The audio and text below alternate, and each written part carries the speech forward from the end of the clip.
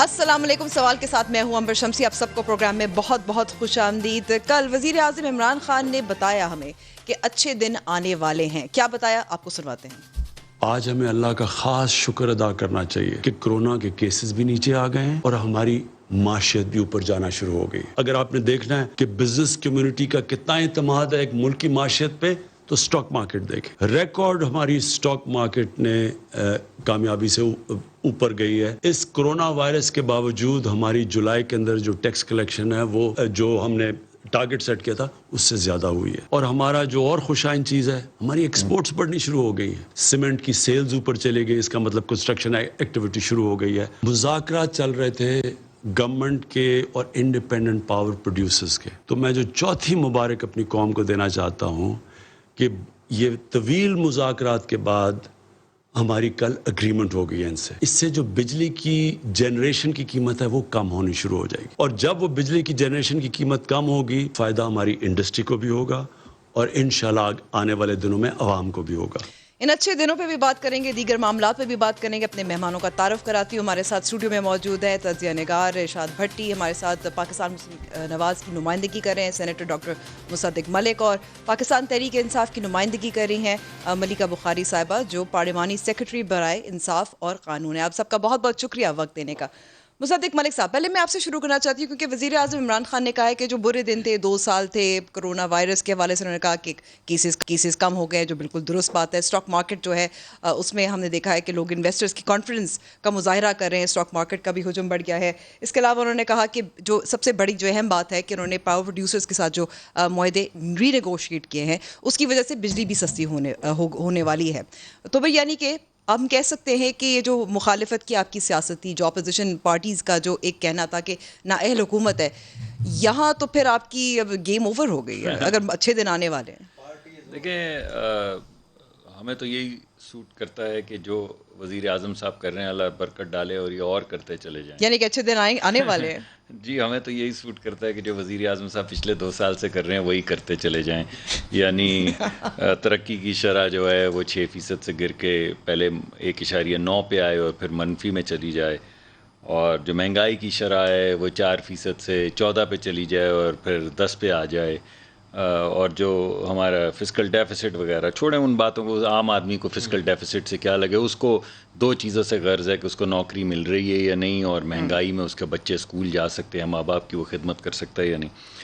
لیکن ملک کے لیے یہ مفید نہیں ہے. تو جو وزیر اعظم صاحب کہہ رہے ہیں اسٹاک مارکیٹ میں اضافہ ہو رہا ہے, بجلی سستے ہونے والی ہے. جی, میں آپ کو بتا رہا ہوں کہ میں تو آپ کے ہاتھ مضبوط کرنے کی کوشش کر رہا ہوں. میری بات سن, میری آپ کو یقین ہی نہیں آ رہا کہ میں یہ شاید کہنے لگا کہ جو ہمارے مفاد میں ہے, یعنی سیاسی طور پہ یا ان کی کارکردگی کے حوالے سے جو آپ پریڈکشنز کر سکتے ہیں, اگر وہ نہ ہوں اور جو وزیر اعظم صاحب نے کہا ہے وہ ہو تو وہ ملک کے لیے اچھا ہے. یعنی اگر جو وہ کہہ رہے ہیں وہ صحیح ہے اور ملک جہاں سے جہاں پہنچ گیا ہے, ہر چیز کا ایک انفلیکشن پوائنٹ ہوتا ہے. اگر آپ اس انفلیکشن پوائنٹ سے گزر جائیں تو پھر کوئی بھی چیز آپ کو واپس نہیں لا سکتی. یعنی جب آپ منفی میں چلی جائے آپ کی اقتصادی ترقی, تو منفی سے تو پھر اور ہی منفی جا سکتی ہے نا. منفی سے کم از کم 0 پہ آنا یا 1% ترقی کرنا یہ بہتری کی علامت ہے, اور یہ لمبا سفر ہے کیونکہ ہم 6% سے گرے ہیں منفی میں, تو ہمیں بڑا وقت لگے گا واپس 6% جانے میں. تو اگر یہ ابھی یہیں سے بلا ٹل جائے اور اگر اس کرو کے اوپر ہم باٹم آؤٹ کر جائیں اور ملک جو ہے بہتری کی طرف جانا شروع ہو جائے, تو ہمیں جو بھی ہمارا, جیسا کہ آپ کہہ رہی تھی کہ آپ کی گیم ختم ہوگی, اگر ہماری گیم ختم ہونے سے ملک کی گیم بن جاتی ہے تو ہمیں کوئی اعتراض نہیں. ہمیں خطرہ یہ ہے کہ کہیں ایسا نہ ہو کہ ہماری گیم بنی رہے, کیونکہ اگر آپ صرف کارکردگی کی بنیاد کے اوپر دیکھیں گی, جو ان کی اقتصادی ٹیم ہے وہ تو نہیں بدلی. اقتصادی ٹیم تو IMF والی بیٹھی ہے ابھی تک. اگر آپ کوئی ان کی کابینہ دیکھ لیں, وفاقی حکومت میں 5 یا 6 اہم وزارتیں ہوتی ہیں, ان میں سے ایک بھی PTI کا شخص نہیں ہے. وہ تمام یا ٹیکنوکریٹس ہیں یا ان الیکٹڈ لوگ ہیں جو اکاؤنٹیبل نہیں ہیں, اور یا وہ لوگ ہیں جنہیں لا کر بٹھا دیا گیا ہے. حماد اظہر تو ہے نا. جی, حماد اظہر صاحب بالکل ہیں, اور بھی بہت سے ہیں. وہ علی زیدی صاحب ہیں جو پورٹس کے وزیر ہیں, اور فیصل واؤڈا صاحب ہیں جو پانی کے وزیر ہیں. لیکن اس کے علاوہ جب آپ دیکھنا شروع کریں گی تو آپ کو سلیٹ ایک عجیب سی نظر آئے گی. تو بنیادی جو میں نقطہ یہ کہہ رہا ہوں وہ یہ ہے کہ the definition of insanity is to do the same thing and expect a different result.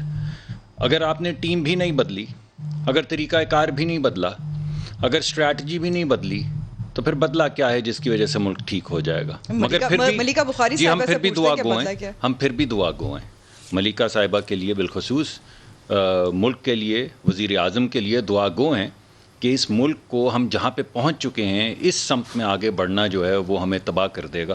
تو اللہ کرے وہ جو کہہ رہے ہیں وہ ٹھیک ہو. جی ملکہ صاحبہ، مصدق صاحب تو کہہ رہے ہیں کہ اللہ کرے، دعا کر رہے ہیں کہ حالات جو ہے بہتر ہو، ان کی سیاست ختم ہو جائے.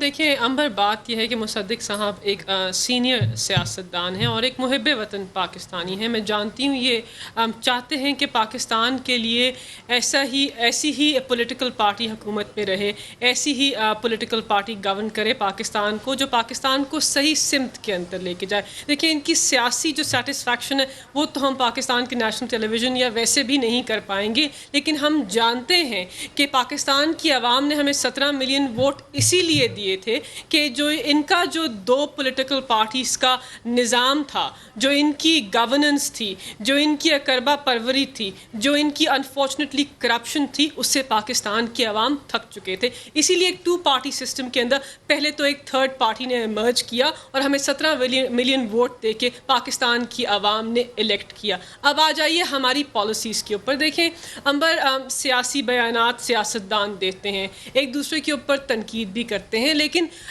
فنڈامنٹل چیز کیا ہے؟ ہمیں کیا دیکھنا چاہیے؟ ہمیں اعداد و شمار کو دیکھنا ہے. ہم نے دیکھنا ہے کہ پاکستان کے اعداد و شمار کیا ہیں. ہمیں یہ دیکھنا ہے کہ عالمی ادارے کیا کہہ رہے ہیں. وہ میں آپ کو بتاتی ہوں کہ مصدق ملک صاحب کے بیانیے کے بعد بھی اعداد و شمار کیا کہہ رہے ہیں. پہلی بات تو یہ ہے کہ پاکستان کا جو مالیاتی خسارہ ہے پچھلے 2 سال میں 17 ارب کم ہوا ہے. ان کے دور حکومت میں 30 ارب پہ پہنچ گیا تھا. اس کے علاوہ جس طرح وزیر اعظم نے کہا، ہمارا جو ٹیکس کا ہدف ہے اس میں ہم نے 300 ارب اس مشکل وقت میں، جب ہمیں کووڈ جیسی وبا کا مقابلہ کر رہے تھے، اس وقت بھی ہم نے 300 ارب اپنے اہداف سے زیادہ اکٹھا کیا. اس کے علاوہ لیکن ملکہ صاحبہ کتنے ملے تھے اور میرے خیال میں جو مصدق ملک صاحب یہ بھی کہہ رہے تھے ساتھ ساتھ کہ اگر ہم منفی سے یا صفر سے شروع کرتے ہیں اور پھر ہمیں کچھ تھوڑی بہت کامیابی حاصل ہوتی ہے، وہ پھر کیا کامیابی؟ میں اس کا جواب دے رہی ہوں.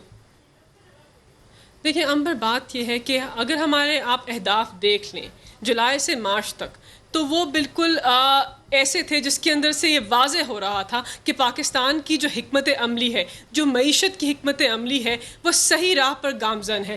بلومبرگ ہو جائے، حالیہ موڈیز نے کہا کہ ہماری جو معاشی حالت ہے وہ مستحکم ہے. مصدق ملک صاحب کی حکومت کے دور حکومت میں وہ منفی پہ چلی گئی تھی. اس کے علاوہ فنچ جو ایک بہت بڑا ادارہ ہے کہتا ہے کہ ہماری بیلنس بکس جو ہیں، وہ جو ہماری بکس ہیں وہ بیلنسڈ ہیں. اس کے علاوہ ورلڈ بینک کہتا ہے کہ ہم نے ایز آف ڈوئنگ بزنس میں 28 پوائنٹس انکریز کیے اور ساؤتھ ایشیا کے ٹاپ 10 بیسٹ پرفارمرز کے اندر ہے. تو یہ آپ کے سامنے عالمی اداروں نے پاکستان کی معیشت کی جو حکمت عملی ہے اس کے اندر لیکن نہ مصدق صاحب اور نہ آپ ملکہ صاحبہ اس بات کو ایڈریس کر پائے ہیں کہ جو مہنگائی ہے، خاص طور پہ ہم دیکھ رہے ہیں کہ جو کھانے پینے کی اشیاء میں مہنگائی ہے وہاں کمی نہیں آ رہی. نہیں امبر، یہ بات نہیں ہے. دیکھیں جہاں تک منفی میں جانے کی بات ہے، آپ جانتی ہیں کہ پوری دنیا نے جب اس وبا سے مقابلہ کیا تو پوری دنیا کی معیشت کو کس قسم کا نقصان ہوا؟ پاکستان کی معیشت کو بھی ارباں ہزار روپے کا نقصان ہوا. ہم اس کا اعتراف کرتے ہیں، لیکن اس کے ساتھ ساتھ IMF جو ایک بہت بڑا عالمی ادارہ ہے، اس نے کہا کہ پاکستان نے جو اسٹریٹجی اپنائی، جو حکمت عملی اپنائی، اس کی وجہ سے ان کی معیشت جو ہے وہ بحالی کی طرف گامزن ہو جائے گی 221 میں. تو یہ جو وبا سے مقابلہ تھا، یہ جو وبا سے ہم نے نپٹا، یہ تو پاکستان تحریک انصاف نے کریٹ نہیں کی، یہ تو ایک عالمی پینڈیمک تھا اور اس سے دنیا کی ہر معیشت کو نقصان ہوا ہے. یعنی کہ آپ کو یہ کہنا جو کھانے پینے کی چیزوں میں جو مہنگائی نظر آ رہی تھی وہ کووڈ-19 کی وجہ سے تھی؟ نہیں، میں نے بالکل نہیں کہا. میں نے آپ کے منفی معیشت والے پوائنٹ کو جو مصدق ملک صاحب نے اٹھایا اور آپ نے میرے سامنے پیش کیا اور اس کو ایڈریس کیا. اس کے علاوہ جہاں پر انفلیشن کی، افراط زر کے انکریز کی بات ہے، وہ تو ہم نے بارہا مانا ہے کہ انفلیشن جو ہے اس کے بھی اکانومی کی صورتحال سے، جس قسم کی اکانومی ہمیں ملی تھی، جس قسم کی معیشت ہمیں ملی تھی جو وینٹیلیٹر کے اوپر تھی، جس قسم کے قرضے انہوں نے پاکستان کے اوپر لیے تھے، اس کا انفلیشن سے افراط زر سے لنک تھا, بیکاز پریشر پڑتا ہے. جس قسم کی ڈالر روپی پیرٹی انہوں نے آرٹیفیشل کریٹ کی تھی, اس کا بھی افراط زر کے اوپر افیکٹ ہوتا ہے. تو ہم نے تو مانا کہ فوڈ انفلیشن ہوئی, ہم نے یہ بھی مانا کہ افراط زر بڑھ گئی, لیکن کم ہو گئی. جس لیول پہ وہ ریچ کر چکی تھی, اب افراط زر اس لیول کے اوپر نہیں ہے. اور جس طرح معیشت کے آپ کا موقف سامنے آ گیا, آپ کا موقف سامنے آ گیا. بھٹی صاحب, امپیکٹ عام آدمی کی زندگی کے اوپر آئے گا.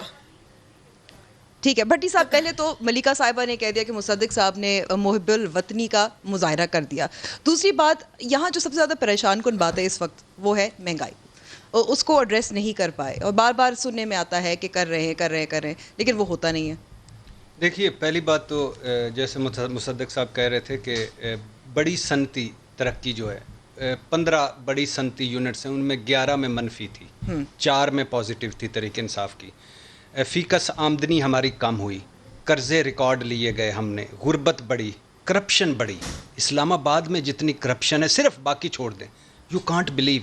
ایک وزیر صاحب ہیں جو قبضے کرواتے پھر رہے ہیں پلازوں پہ غریب, ہاں ابھی غریبوں پہ. آپ نام لے بتائیں کون کر رہا ہے, چھوڑ دیں, میں ابھی وہ ڈاکومنٹس اکٹھے کر رہا ہوں. اور جو پولیس ہے, جو پٹوار ہے, جو سی ڈی اے ہے, جو واپڈا ایسکو ہے, انتہا کی کرپشن. پولیس کوئی ایف آئی آر نہیں درج ہو رہی آپ کی پیسے دیے بغیر. بھٹی صاحب, ہمیں تو بتایا گیا کہ اگر اوپر نیت صاف ہو, کرپٹ نہ ہو, لیڈر ہو, تو پھر کرپشن ہوتی نہیں ہے. اب یہ ختم ہو گیا نا. اب یہ میں نے کہا تھا کہ جب اوپر اب اگر ایک ایماندار ہو اور نیچے سارے کرپٹ ہوں تو ایک ایماندار کیا کرے گا. اب یہ فارمولہ آ گیا. اچھا, فارمولہ بدل گیا آپ نے, بدل دیا. بہت پرانی باتوں پہ پتہ نہیں کیا. اچھا, ادارہ جاتی ریفارمز نہیں ہوئی. جو سب سے بڑا پرومس تھا, جو سب سے بڑا میری خواہش تھی, پولیس پٹوار 2 ریفارمز کر دیں. پولیس پٹوار اس ملک پہ رحم ہو جائے گا. اللہ, ہم سارے بلیسڈ لوگ ہیں, ملکہ صاحبہ, آپ, میں, مصدق ملک صاحب.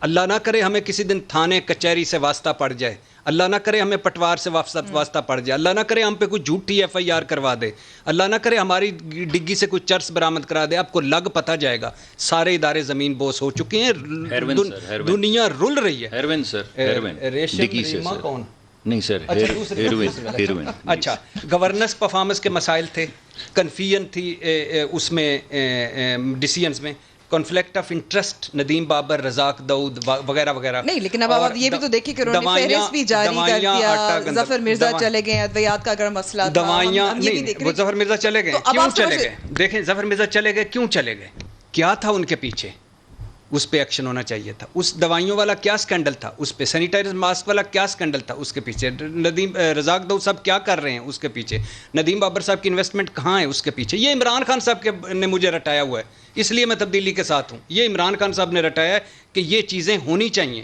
تو وہ نہیں ہے. دوائیاں, آٹا, گندم, چینی کی رپورٹوں کا ابھی کچھ نہیں ہوا. اچھا, اللہ کا شکر ہے کہ نجی بجلی گھر معاہدہ ہو گیا, ٹھیک ہے.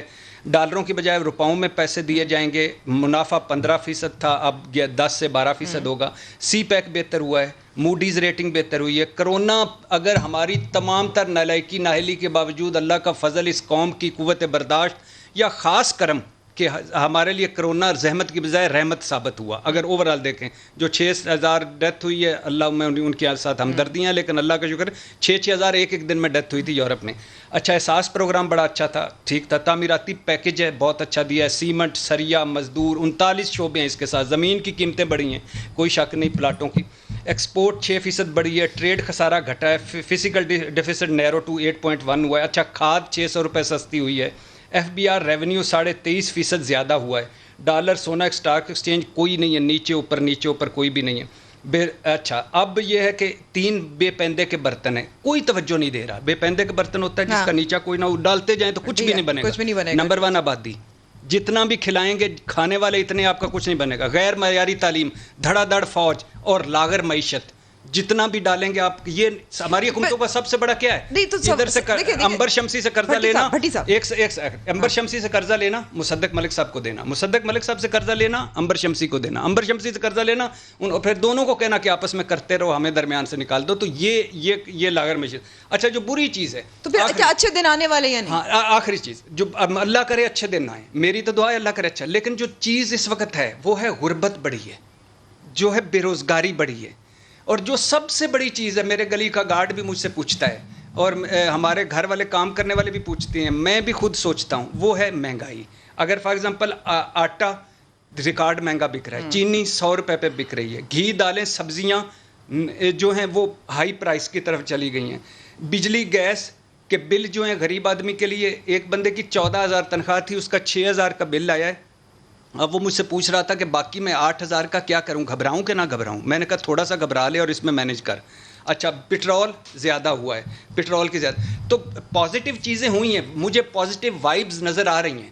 لیکن یہ جب تک مجھ تک پہنچیں گی تو اس وقت تک یہ نہ ہو کہ 6 ماہ میں پازیٹیو وائبز پہنچ جائیں گی, کیونکہ کہ میرے قتل کے بعد اس نے جفا سے ایک وہ تیری زلف کے سر ہوتے, وہ کیا تھا, مر نہیں نہ جائیں گے تیری زلف کے سر ہوتے, یا میں جن کے لیے مرا تھا وہ رہے وضو کرتے, جو بھی ہے بہرحال. لیکن بہرحال اللہ کے لیے یہ نیچے آئے. پاکستان میرا ملک ہے, میرے بچوں کے پاس, مصدق صاحب تو آج محب وطن ہو گئے, لیکن میرے بچوں کے پاس ایمان سے کوئی نہیں ہے, میں نے ادھر ہی رہنا ہے. اور میں نے کیوں عمران خان سے, مجھے کوئی پچھتاوا نہیں, بلیو میں عمران خان صاحب کی تبدیلی کا ساتھ ہے. کیوں چیزیں رٹائی تھی مجھے, جو 25 مگر ابھی آپ نے تو فارمولا بھی بدل دیا. 25 وہ جو رٹی ہوئی چیزیں تھیں, نہیں ایک فارمولا تو آپ نے بدل دیا, ایک بدلا ہے, 24 کر لے, 24 تو وہی ہے نا. تو اللہ کے فضل سے وہ 24 چیزیں جو ہے نا وہ پوری ہونی چاہیے, اور اس کا افیکٹ عوام پہ آنا چاہیے. اللہ پاکستان کا حامی ناصر ہے. پاکستان زندہ باد. اب قومی ترانہ سنیں. آپ قومی ترانہ تو نہیں سنتے, ہم شیخ رشید صاحب کو سنتے, کیونکہ انہوں نے ایک بات کی ہے, کیونکہ اب یہ معاملہ چل رہا ہے. آپ نے قرض کی بات کی کہ یہاں سے لینا قرض, وہاں سے دینا قرض, جو چین اور سعودی عربیہ کا معاملہ ہے, اس پہ آج شیخ رشید صاحب نے کیا کہا تھا, میں سنواتا ہوں. سعودی عرب ہمارا آزمودہ اور تاریخی اور حقیقی اور دل کے قریب دوست ہے. سعودی عرب میں پہلے ہی تعلقات جو ہیں تھوڑی بہت اگر جو غلط فہمیاں تھیں دور ہو چکی ہیں. کل آرمی چیف اور جنرل فیض DGI جو ہے وہ جائیں گے, تو اگر تھوڑا بہت کوئی ماشا تولا فرق رہ گیا وہ بھی دور ہو جائے گا, اور پاکستان آگے سے بھی زیادہ تاریخی طور پر اس دوستی کو آگے لے کر بڑھے گا. اس کا بیک گراؤنڈ کیا ہے؟ بیک گراؤنڈ سنوانے کے لیے ایک شاہ محمود قریشی صاحب جو وزیر خارجہ ہیں, انہوں نے ایک نیوز پروگرام میں کیا بات کہی تھی سعودی عربیہ کے حوالے سے, جس کی وجہ سے یہ اب نظر آ رہا ہے کہ آرمی چیف سعودی عربیہ سے بات کر رہے ہیں, سفیر سے بھی بات کی, سعودی عربیہ جا رہے ہیں اور وہاں مزید جو تعلقات ہیں ان کی مضبوطی کا مظاہرہ کر رہے ہیں. کیا کہا تھا انہوں نے, سنیے. ود اور وداؤٹ سعودی عربیہ سفیر کشمیر ہے مصدق ملک صاحب. آرمی چیف, اس سے پہلے بھی ہم نے دیکھا تھا جب عبدالرزاق داؤد نے CPEC کے معاہدوں کے حوالے سے بات کیا تھا, تو پھر آرمی چیف تھے, انہوں نے چین سے پھر معاملات جو ہے سیٹل کیے تھے. آپ کیا سمجھتے ہیں کہ جو ہمیں تیل کی ضرورت ہے وغیرہ وغیرہ, ہم نے چین سے پیسے لے کر سعودی عربیہ کو واپس بھی دیا تھا, یہ معاملہ پھر اب سیٹل ہو جائے گا جیسے چین کا ہوا تھا؟ دیکھیں میں ذرا تھوڑی سی, اگر آپ اجازت دیں, 1 منٹ کا وہ ابتدائیہ دینا چاہتا ہوں پچھلی گفتگو کے حوالے سے, اور پھر آگے بات میں لے جاؤں گا, اجازت ہو تو. میں بڑی کوشش کرتا ہوں کہ بات یہ چوری چکاری کی گفتگو کے بغیر ہو جائے, مگر ہو نہیں پاتی. حالانکہ میری خواہش ہوتی ہے کہ کسی دن ہو جائے کہ نہ ایسی کوئی گفتگو ہو. لیکن یہ کتنی عجیب بات ہے کہ ان لوگوں کی چوری کا ذکر کرو جب آپ کے دائیں طرف آٹا چور بیٹھا ہے, بائیں طرف چینی چور بیٹھا ہے, سامنے دوائیوں کا چور بیٹھا ہے, پیچھے دیکھیں ہر چیز کی چوری, پٹرول کی چوری, بجلی کی چوری, ہر چیز کی چوری, اسکول کی فیسوں کی چوری, ہسپتالوں کی دوائیوں کی چوری. کمال ہو گئی ہے. مجھے تو بات نہیں سمجھ آتی کہ یہ حکومت چوری کا ذکر کیسے کر سکتی ہے, اور پھر وہ بار بار گفتگو جان کے, مجھے تو بعض دفعہ ایسا لگتا ہے, ملیکہ صاحبہ کو نہیں کہہ رہا, اگرچہ 2 پروگرام 2 دن میں ہو گئے ایسے ہی, لیکن مجھے ایسے لگتا ہے کہ جان کے آپ پرووک کرتے ہیں کہ آپ کی حکومت کو لتاڑا جائے, ورنہ تو میں نے بڑے سلیقے سے بات شروع کی تھی اور میری کوئی خواہش نہیں تھی کہ میں چوری ووری کا ذکر کروں. اب یہ کیا انہوں نے بات کی, مالیاتی خسارہ کم کرنے کے لیے آپ GDP برباد کر دیتے ہیں. یہ کون سے رستو ہیں بھائی؟ یعنی آپ نے یہ کہا کہ امپورٹ بل کم کرنے کا بہترین طریقہ یہ ہے کہ نہ ہوگا GDP, اس کو 0 پہ لے جاؤ, نہ وہ بڑھے گی, نہ امپورٹ کی ضرورت پڑے گی, تو ایکسپورٹ اور امپورٹ کا فرق ختم ہو جائے گا. یہ کیا انہوں نے, ایک دھیلے کی جو ایکسپورٹ بڑھی ہو, ذرا نمبرز دیکھیں, بڑھ رہی ہے, اللہ کرم کرے تو بڑھے گی, بڑھنی چاہیے, ہم دعا گو ہیں. لیکن یہ 2 سال کی کارکردگی آپ کو بتاتی ہے کہ ایکسپورٹ نہیں بڑھی, امپورٹ گری ہے. امپورٹ کیوں گری ہے؟ کیونکہ GDP تباہ کر دی ہے. GDP تباہ کی تو امپورٹ بل نیچے چلا گیا. یہ کہتے ہیں ٹیکس, پہلے کہتے تھے کہ چوروں کو کون ٹیکس دے گا, تو جتنا ہم نے 2018 میں ٹیکس دیا 2 ایئرز ان اے رو اس سے کم ٹیکس اکٹھا کیا. آپ کہہ رہے ہیں کہ اس مہینے بہتر ہے, جب مہینہ ختم ہوگا تو جیسے پچھلے سال انہوں نے کہا تھا کہ ہماری ترقی 3.7% کی, بعد میں 1.9 کی نکلی, تو وہ بھی پتہ چل جائے گا. اب یہ جو آپ کہہ رہے ہیں کہ ریکارڈ ٹیکس اکٹھا ہو رہا ہے, تو ہوگا کہ 2 سال لوگ سمجھتے رہے چور بیٹھے ہیں, چوروں کو کیا ٹیکس دینا, تو اب وہ چوری ختم ہو گئی ہوگی جس کی وجہ سے اب وہ کہہ رہے ہیں کہ ہم ٹیکس دے دیتے ہیں. اب انہوں نے کہا ایکسپورٹ کا, میں نے ابھی آپ کو بتایا قرضے, ہم نے 5 سال میں 13,000 ارب کے قرضے لیے, انہوں نے 2 سال میں لے لیے. کہا تو یہی چاہتا ہے نا کہ آپ کے قرضوں کو واپس لینا. بھائی 13,000 کے قرضے واپس کرنے کے لیے 13,000 کا قرضہ لیتے ہیں, ہم پاگل ہیں یہاں پہ؟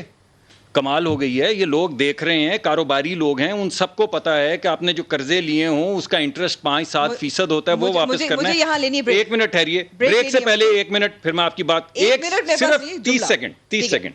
سرکولر ڈیٹ 1100 ارب سے بڑھ کے 2280 ارب ہو گیا. انہوں نے کہا ہم نے بجلی ٹھیک کر دی تھی. اسٹیٹ اونڈ انٹرپرائزز جو ہیں وہ 12 ارب سے شروع ہو کے 2100 ارب کے اوپر چلی گئی ہیں, جو ان کے خسارے ہیں. یہ کہہ رہے تھے کہ ہم نے اسٹیٹ اونڈ انٹرپرائزز ٹھیک کر دی ہیں.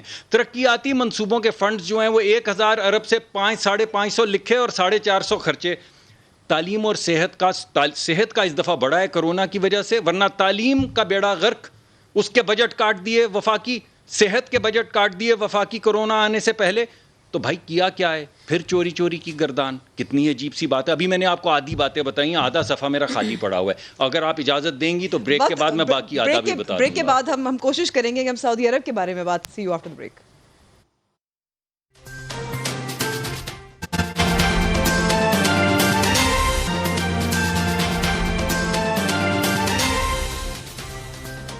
پروگرام میں ایک بار پھر خوش آمدید. بھٹی صاحب, کیونکہ مصدق ملک صاحب نے تو چوری کا جواب دیا تھا, مگر میں چاہتی ہوں کہ ایک اور کلپ سنوانا چاہتی ہوں. شیریں مزاری صاحبہ نے بہت سخت تنقید کی ہے دفتر خارجہ کی, سنواتی ہوں.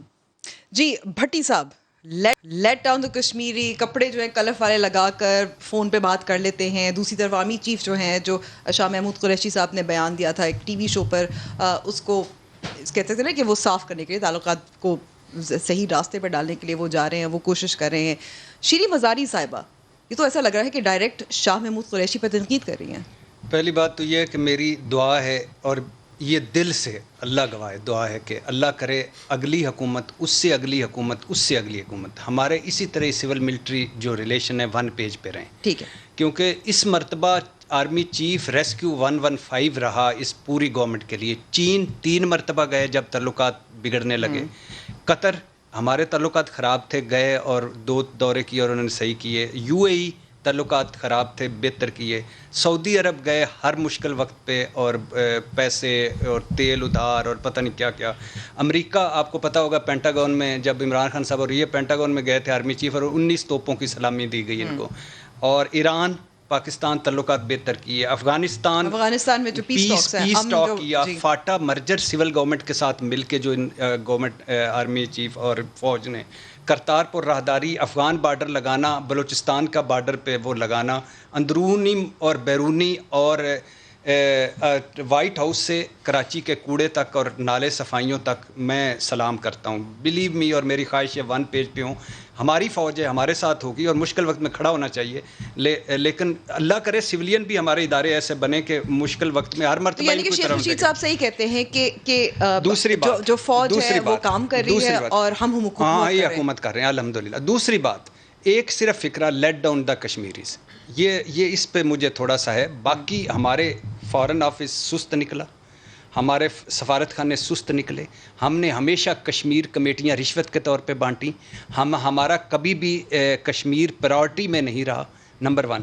اور یہ جو سعودی عرب کا ہے, یہ شروع پہلے بھی ہوا ہے جب یمن میں انہوں نے کہا تھا فوج بھیجیں, اور ہم پارلیمنٹ میں چلے گئے اور نہیں بھیجی. میرے ملک کا فیصلہ, میں اس کے ساتھ ہوں.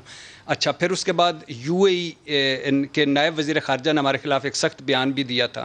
پھر سعودی عرب جو سمجھتے ہیں کہ ہم نے میاں برادران کو مشکل وقت میں ریسکیو کیا, اپنے پاس رکھا, اور ان کے بدلے پھر انہوں نے سعودی عرب نے GIT کو مواد بھی دیا جب وہ GIT بھی تھی. پھر عمران خان صاحب نے ان کو تھوڑا سا پرابلم تھا کہ اس حکومت میں ایسے لوگ بھی ہیں جو ایران نواز ہیں. یہ بھی سعودی عرب کو ایک سنا گیا کہ پرابلم ہے. پھر ایران, ترکی, ملیشیا کا پاکستان کے حق میں جب بیان دیے تو اقوام متحدہ جاتے عمران خان سے پہلے یہ سوچا کہ میں ترکی کے ذریعے جاؤں گا اور اردوان کو ساتھ لے کے جاؤں گا. لیکن سعودی ناراضگی, وہ پھر ادھر گئے, سعودی عرب گئے, وہاں گلے شکوے ہوئے. اس کے بعد ان کے شاہی جہاز میں گئے, پھر شاہی جہاز واپس بھی ہوا, پھر وہ عام ایئر لائن سے بھی آئے. پھر ایران, ترکی, ملیشیا کے ساتھ اتحاد کی تشکیل, اور یہ دعویٰ کہ میں امریکہ اور ایران کے درمیان کروا رہا ہوں ثالثی کروا رہا ہوں, اس پہ بھی سعودی عرب تھے. کوالالمپور کانفرنس ایک اور بنی کہ پہلے ہاں کی پھر نہ کی, پھر جب ملیشیا اور ایران ناراض ہو گئے, پھر یہ کوالالمپور چلے گئے اور انہوں نے جا کے کہا کہ میں پچھلی دفعہ نانا غلطی تھی, اگلی مرتبہ آؤں گا, اس پہ سعودی عرب ہو گئے. پھر ICC کے خلاف ایک بیان زلفی بخاری صاحب بھی دے چکے ہیں, پھر اس کے بعد شاہ محمود قریشی صاحب کا بیان. تو یہ ایک لمبی ہے جس میں مجھے اس وقت بھی اور آئندہ بھی اور اس کے آئندہ بھی, یہ ایک پاک فوج ہے اور جنرل قمر جاوید باجوہ ہیں جو جائیں گے اور پھر ہم حالات بہتر کریں گے. لیکن بات ایک ہے کہ ہم خود مختار قوم نہیں ہیں, ہم بھوکے ننگے ہیں. ہماری معیشت, ہماری تجارت, ہمارا لینے کے, ہم کسی سے پیسے مانگتے ہیں, کسی سے تیل مانگتے ہیں, کسی سے کچھ مانگتے ہیں. اس کے بعد کنفیوژن ہے. اس کے بعد جو آج شیری مزاری صاحب نے کہا ہے, اس کے بعد تو میرے خیال سے کلف زدہ کپڑے اور وہ جو ہوٹل شہریاد اور پھر اس کے سامنے کھڑے نہیں ہو سکنا, پھر سفارت خانے, پھر سارا کچھ. تو یہ کیا ہے؟ اس کا مطلب فرسٹریشن کا بھی تو اظہار کر رہی ہے. نہیں دیکھیں, ایک وزیر یہ بڑی ایک اچھی بات بھی ہے اس طریقے سے, اور ان کی وزارت بھی نہیں ہے. اور ایک وزیر جو ایک ہمارے اپنے وزیر خارجہ پہ, اور میں ایک عام آدمی, میں اللہ کو حاضر ناظر جان کر, مجھے کوئی نہیں لیکن میں نہیں سمجھتا کہ لیٹ ڈاؤن کوئی پاکستانی یا پاکستانی گورنمنٹ کشمیر کو کر سکتی ہے. کشمیر کی اللہ ہم ان کے ساتھ ہیں, اللہ ان کی قربانیاں رنگ لائے. چوتھی پیڑھی شامل ہو گئی ہے, مقبول بٹ سے ریاض نائکو تک آ گیا ہے کام. تو وہ تو, اور بھارت اس وقت بھوٹان بھارت آمنے سامنے, نیپال بھارت آمنے سامنے, بنگلہ دیش بھارت آمنے سامنے, چین بھارت آمنے سامنے. یہی تو موقع ایکسپلائٹ کرنے کا. یہ موقع ہے, لیکن یہ بڑا, یہ اس پہ شاہ محمود قریشی صاحب کو دیکھنا چاہیے, بیٹھنا چاہیے کہ کیا وجہ ہے اتنا بڑا بیان. ملیکہ صاحبہ, لیٹ ڈاؤن دا کشمیریز, بہت سخت الفاظ ہے شیری مزاری صاحبہ نے جو کہا ہے. جی دیکھیں امبر, پہلی بات تو یہ ہے کہ ڈاکٹر مزاری صاحبہ کا جو بھی بیان ہے یہ ان کا انفرادی بیان ہے. یہ Pakistan Tehreek Insaf as a political party کی ترجمانی نہیں کرتا. وزیر اعظم نے بارہا کہا ہے اپنی پولیٹیکل پارٹی کی میٹنگ کے اندر, پبلک سٹیٹمنٹس کے اندر, اور وزارت خارجہ کو اور انٹرنل میٹنگز میں اور کابینہ میں بھی, کہ میری حکومت کی سب سے بڑی اچیومنٹ جو ہے وہ ہماری خارجہ پالیسی ہے. تو یہ وزیر اعظم کا بیان ہے.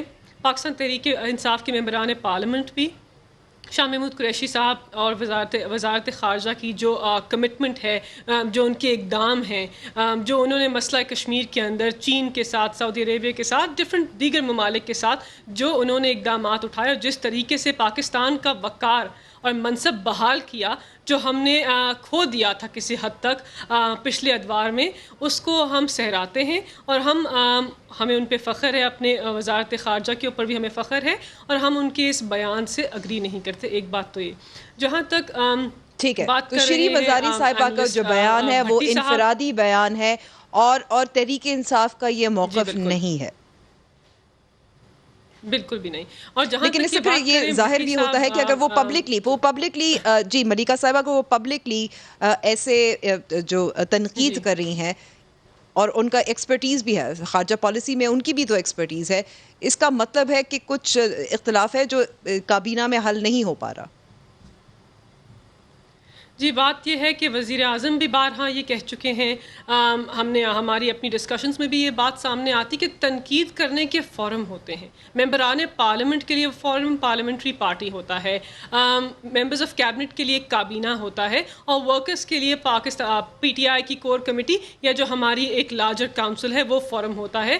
اور تنقید اگر اپنی پارٹی کے ممبران کے بارے میں کی جائے اور انٹرنل ہو تو مثبت ہوتی ہے, اور جب ہم اس طرح تنقید کو باہر لے کے آتے ہیں تو وہی ہوتا ہے جو آپ کے ٹاک شو میں ہو رہا ہے. It's a very sorry state of affairs, but unfortunately Shireen Mazari صاحبہ نے ایک پبلک فورم چوز کیا ہے, اور وہی بتا سکتی ہیں کہ انہوں نے وزیر خارجہ کے بارے میں ایسی باتیں اور وزارت خارجہ کے بارے میں ایسی باتیں پبلکلی کیوں کی. میں اس پہ فردر کامنٹ نہیں کرنا چاہوں گی. جہاں تک بات ہو رہی ہے میں آپ کو یہاں روکتی ہوں کہ میرے پاس وقت تھوڑا ہو گیا رہ گیا. میں چاہتی ہوں مصدق صاحب کو بھی گفتگو میں شامل کیا جائے. مصدق صاحب, بھٹی صاحب تو کہہ رہے ہیں ریسکیو 115 کے طور پر آرمی چیف کام کر رہے ہیں. شیری مزاری صاحبہ کا تنقید کرنا اپنی حکومت پر, اپنے وزیر پر, یہ پریشان کن بات ہونی چاہیے. دیکھیے تھوڑی سی عجیب سی بات ہے, بیکاز جب کوئی وزیر بولتا ہے, کیونکہ کابینہ کی اب نئی وفاقی حکومت کی نئی ڈیفینیشن آ چکی ہے جو کابینہ ہے, وزیر اعظم نہیں ہے, تو جب کابینہ کے اراکین بولتے ہیں تو وہ حکومت کے بہاف پہ بول رہے ہوتے ہیں سپریم کورٹ کے فیصلے کے بعد. تو یہ بڑی عجیب سی بات لگتی ہے کہ وہ بولتے بھی ہیں اور پھر ٹیلی ویژن پہ یہ کہا جاتا ہے کہ یہ تو ان کا اپنا ذاتی کوئی ہوگا نقطۂ نظر ہوگا, ضرور کوئی طریقہ کار ہوگا, کوئی نئی ڈیفینیشن کسی سپریم کورٹ کے بڑے بینچ نے دے دی ہوگی کہ وفاقی کابینہ کا جو وزیر ہے اس کا کیا رول ہے, اور جب وہ بولتا ہے تو حکومت بول رہی ہوتی ہے یا نہیں بول رہی ہوتی. لیکن بڑی بات یہ کہ یہ غیر ضروری گفتگو تھی جو ہمارے وزیر خارجہ نے کی, اس کی ضرورت نہیں تھی. میں ویسے میں ان کو پسند کرتا ہوں بڑا, مگر یہ گفتگو کرنے کا کوئی جواز نہیں سمجھ آتا ہے. ایک بندہ جن کو بہت زیادہ مہارت ہو فورن پالیسی میں, وہ پبلکلی آ کے ایسی گفتگو کیوں کریں گے؟ اگر آپ کو کوئی چیز رجسٹر بھی کرنی ہے تو ڈپلومیٹک طریقہ کار ہیں. یہ وہی پرابلم ہمیں آ رہی ہے جو ٹویٹس کے ذریعے ڈپلومیسی کرنے میں ہمیشہ آتی ہے. ایک بڑا باوقار طریقے سے ہمیشہ آپس میں نیشنز گفتگو کرتی ہیں, اور گلا بھی کرنا ہو تو ایک باوقار طریقے سے کیا جاتا ہے. کوئی ٹیلی ویژن پہ آ کے نہیں کہتا انف از انف, اس طرح کی گفتگو نہیں کرتے ہیں. تو یہ ایک نئی روش ہے. فرسٹریشن کا بھی تو اظہار ہوتا ہے نا جی, فرسٹریشن کے اظہار کے طریقہ کار ہیں نا جی, طریقہ کار ہیں. یعنی $2 بلین لیے ہوئے ہیں تو فرسٹریشن اس وقت ان کو بھی ہوئی ہوگی دیتے وقت, مگر انہوں نے ہاں. اچھا, اب میں 2-3 چیزیں آپ کے سامنے پیش کرنا چاہتا ہوں. دیکھیے بات یہ ہے کہ بین الاقوامی سطح پہ جو آج شیریں مزاری صاحبہ نے بات کی ہے, آپ مجھے سوائے یہ ٹیلی فون کالز کے ایک بات بتا دیں جو انسانی حقوق کے حوالے سے کسی کمیٹی کے اندر باقاعدہ قرارداد پاکستان نے 1-1.5 سال میں منظور کروائی ہو انسانی حقوق کے حوالے یعنی کہ وہ سے, درست کہہ رہی ہیں, یا خواتین کے حوالے سے, یا بنیادی حقوق کے حوالے سے جو کشمیریوں کے ساتھ ہو رہا ہے. آپ کو معلوم ہے, آپ جانتی ہیں کہ دنیا میں سب سے بڑے فورم جو ہیں وہ اس وقت ہیومن رائٹس کے اور فنڈامنٹل رائٹس کے ہیں. اگر آپ نے ان کو موبلائز کرنا ہو, کون سی موبلائزیشن ہوئی ہے؟ کون سے بڑے گروپ میں کوئی قرارداد کشمیر کے حق میں پاس ہوئی ہے یا انسانی حقوق کی خلاف ورزی کے خلاف ہوئی ہے؟ نیو یارک ٹائمز نے آرٹیکل لکھا, پاکستانی حکومت نیو یارک ٹائمز کا آرٹیکل لے کے بھی نہیں بھاگ سکی. یعنی جو ہمیں لکھنا چاہیے تھا, جب نیو یارک ٹائمز نے انسانی حقوق کے حوالے سے کشمیریوں کے سلسلے میں لکھ دیا تو ہم نے اس پہ بھی کچھ نہیں ہم کر پائے. ٹھیک ہے, کیونکہ مجھے بریک لینی ہے, یعنی کہ آپ سمجھتے ہیں کہ شیریں مزاری دو اور نکات بریک سے پہلے 30 سیکنڈ. ایک انڈین جو بھی الیکشن ہوا ہے سیکیورٹی کاؤنسل میں, وہ جیتتے یا ہارتے, انہوں نے سیکیورٹی کاؤنسل کی وائلیشنز کی ہوئی ہیں. یہ پروٹیسٹ تو ہمیں لابی کر کے رجسٹر کروانا چاہیے کم سے کم. جی, یونائٹڈ نیشنز کی جو ہیومن رائٹس کی کمیٹی ہے, اس میں ہم نے کہا ہمارے پاس 40 یا 38 ووٹ ہیں, 14 چاہیے تھے, پھر قرارداد نہیں پیش کی. کیوں پیش نہیں کی اگر 40 یا 38 ووٹ تھے ہمارے پاس؟ کوئی جواب نہیں ہے.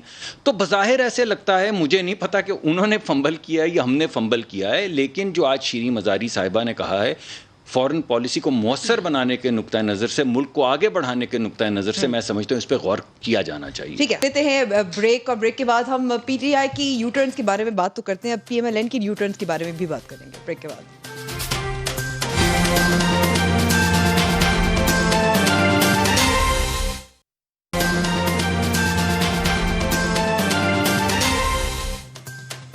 پروگرام میں ایک بار پھر خوش آمدید. اس وقت نظر آ رہا ہے کہ جو اے پی سی ہونی تھی وہ نہیں ہو رہی, اور پھر ظاہر بلیم بھی چلتا ہے کہ کس کی ذمہ داری ہے. اس وقت کچھ خبریں ہمارے پاس جو آ رہی ہیں وہ یہ کہ پیپلز پارٹی کی سینٹرل ایگزیکٹو کمیٹی میں آصف علی زرداری صاحب نے اس کو نون لیگ کو ذمہ دار ٹھہرایا ہے.